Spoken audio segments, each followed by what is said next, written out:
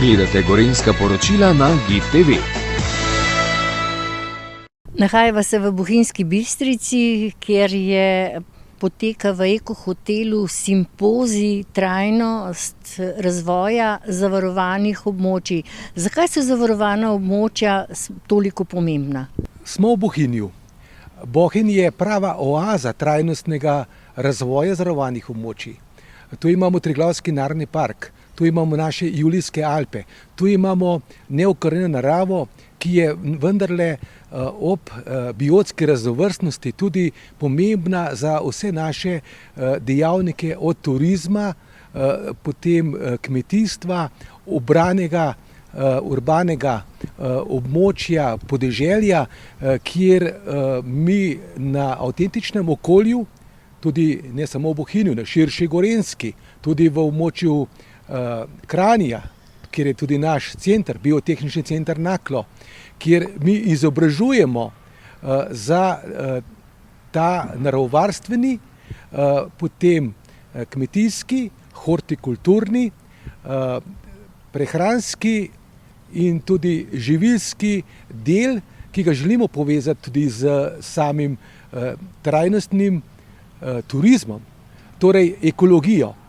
kjer se zavedamo, da je narava naše bogastvo, kjer mi lahko v tem lepem, čudovitem okolju razvijamo naše vsebinske strokovna področja skozi našo usposabljanje in izobraževanje v izobraževalnih procesih na srednji šoli, na višji strokovni šoli, potem v izobraževanju odraslih za tretjo življenjsko območje, kjer je prava akademija naših procesov v okviru medpodjetniškega izobraževalnega centra in potem to prenašamo v prakso na ljudi, v življenje in tako zagotavljamo zdravo hrano, zdravo življenje, zdrav način bivanja, ki pomeni tudi našo prednost in korist, ko prihajajo k nam tuji gostje, deležniki, ki se zavedajo, v kakšnem lepem prostoru živimo.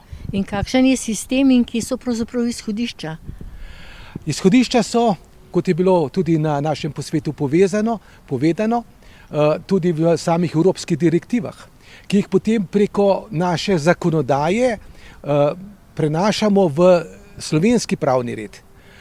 Potem skozi uredbe v samo politiko, ki je večplastna, tako na kmetijskem področju, tako na področju naravnih virov, torej tudi energetike in nenazadnje pri naši zarovanju naravne dediščine in okolja.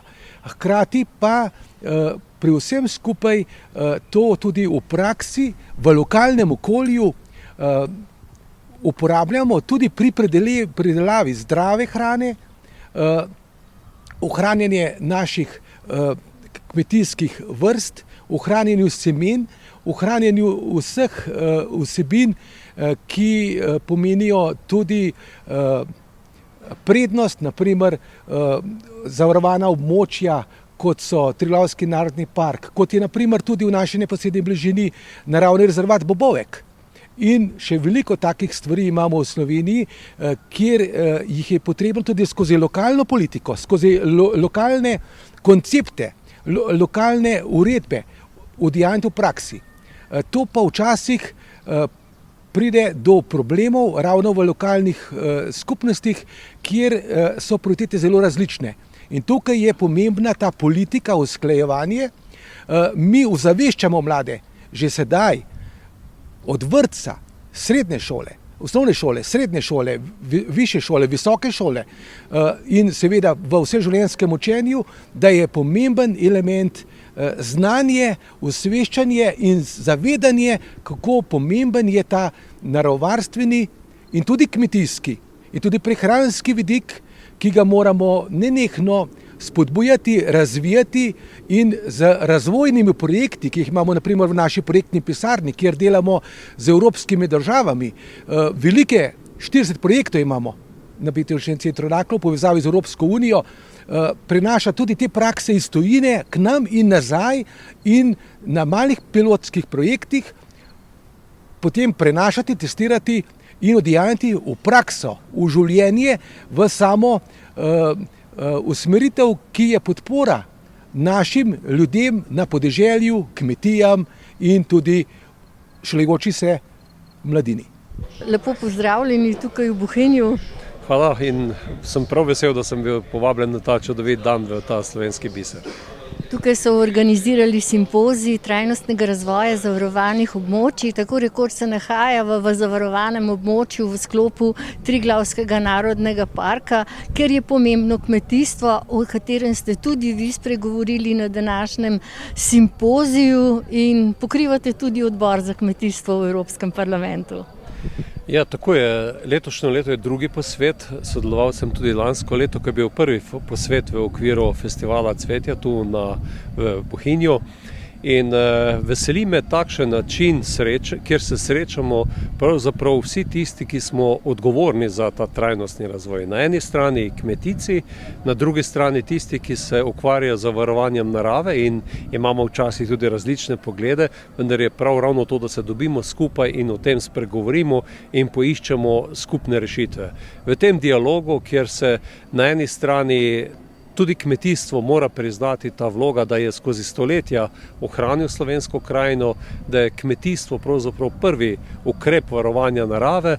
Kmetijstvo včasih tudi tisto, ki ogroža naravo z izpusti, tudi z gnojenjem, s pesticidi. Zato je prav, da o tem temeljito spregovorimo in tu je pravzaprav resnično postavljena platforma za ta prav dialog. Je pa ta konec v zadnjih letih prav posebej pokazal, kako je možno kmetovati tudi v varovanih območjih z večjo dodano vrednostjo. Se pravi, da se poveže skupaj kmetijstvo, turizem, ta tako imenovani destinacijski produkt, kjer se hrana proizvedena tu tudi ali proda direktno turistu ali preko turističnih kapacitet na krožniku in to je na nek način nek model, recept, ki lahko v takšnih krajih, kjer je resnici na ljubo kmetovanje težje, težko je doseči velike pridelke, zato je pa potrebno imeti kvaliteto, znati to kvaliteto na prav način prodati in tudi vzpostaviti zaupanje potrošnika v to, kar se tu pridela. Vi ste omenili tudi velike birokratske ovire pri samem kmetovanju oziroma pri določenih razpisih.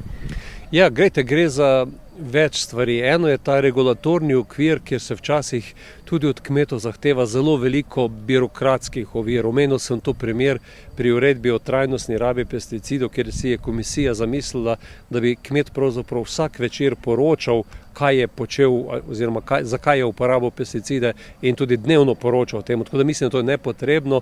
Potrebno je imeti podučene kmete, to v Sloveniji tudi so, zelo veliko se na tem dela in to mislim, da je nekaj, kar se moramo biti zelo pazljivi, da ne bomo z ovirami, ampak rajši s spodbudami, znanjem kmete stimulirali v to smer.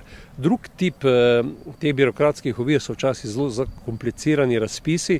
Danes sem to omenil tudi to, da bi morali biti razpisi bolj ciljno naravnani in za tiste, ki kmetujejo na težjih področjih, kjer je težko doseči nek velik obseg ekonomije, bi morali biti za to ciljno naravnani razpisi, ne pa da gorski kmetje na omejenih območjih, tudi na malih kmetijah, na nek način tekmujejo s tistimi z velikimi površinami. Se pravi, razpisi, ki bi bili ciljno naravnani, imeli smo v zadnjih letih takšen primer za gozdarstvo in mislim, da bi moral biti takšen tip razpisov tudi za gorske kmetije in pa za male kmetije.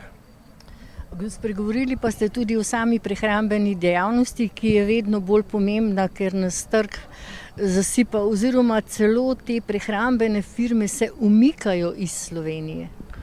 Ja, to je nov moment, ki ga imamo v Sloveniji s spremembami tega lastništva.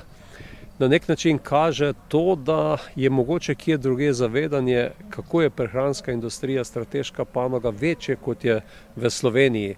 v primeru Panvite so v ozadju kupca, ki ni z kmetijskih vrst, hrvaški pokojninski skladi, finančni skladi, tudi Evropska banka za razvoj je v ozadju teh skladov. Tako da tu mislim, da je en del, ki bi moral biti zagotovo večje zavedanje na nacionalni ravni.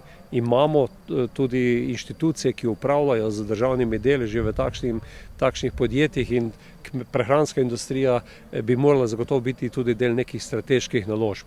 Drugo pa je to, da mislim, da bi morali še bolj ukrepiti zadružni sistem, kajti kmetje, kjer imajo v svoji lasti tudi predelovalno industrijo, tudi ponekod trgovine, to je primer v Španiji, sem s prve roko videl, kako so tam na osnovi takšnih dolgoročnih odnosov potem tudi kmetje, pa ne nazadnje tudi potrošniki bolj zavarovani. Kajti, če bomo imeli probleme v kmetijstvu, slej ko prej pridejo ti problemi tudi do potrošnika in nam se ne bi smelo zgoditi, da bi se kmetijska predelava v Sloveniji zmanjševala, kajti Slovenci imamo ta privilegij, da jemo zelo kvalitetno hrano, ki je predelana pri nas. Je pa res tudi to, da na police prihaja marsikaj, kmetje tudi zahtevajo, da to, kar prihaja iz zunaj Evropske unije, da mora spoštovati pravila, ki veljajo znotraj Evropske unije, kar se marsikdaj tudi prekrši.